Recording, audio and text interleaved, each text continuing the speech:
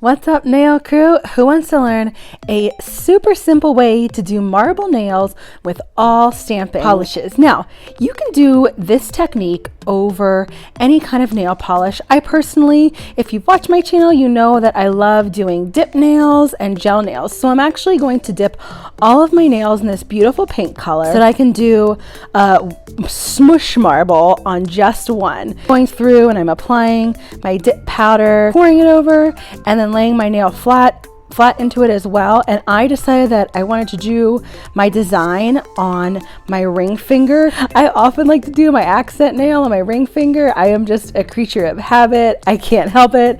I'm also an accountant in my non-nail life. Like, if you know me, you know since I'm an accountant, I definitely like things a particular way. Like I always do, I apply a layer of clear dip powder over all my nails to protect them from when I activate and buff. And that's what I'm going through and doing here. And then I always trace around my cuticles for my clear layer, and then apply a really generous layer of activator and let that soak in for at least 5 minutes. And a tip that you always want to make sure to do before you go buffing and shaping is tap your nails. And if you hear that clicking sound, your nails are ready to buff. Okay, this is my other secret I forgot to do on my last stamping mani.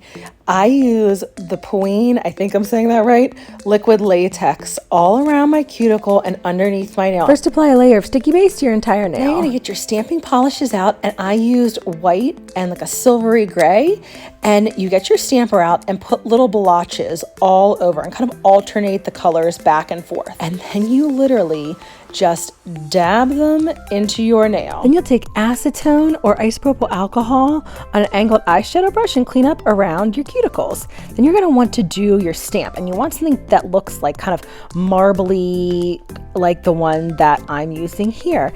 And the awesome part about doing this marble is your stamp does not have to be perfect. Like, I went back in and filled in some spots because it's just a messy kind of marble look. Something that was really important when I'm doing my second layer of the actual marble stamp on my nail was I wanted to make sure that my first layer of the smoosh marble that I used my stamper for was only ever so slightly still tacky. When I touched it, it was pretty much dry, but not like hard dry before I did my second layer of stamp. This way the stamp had something to stick to without yanking up all the smoosh marble underneath it. I let all that stamping completely dry for a few minutes, and I go through and I top coat the rest of my nails.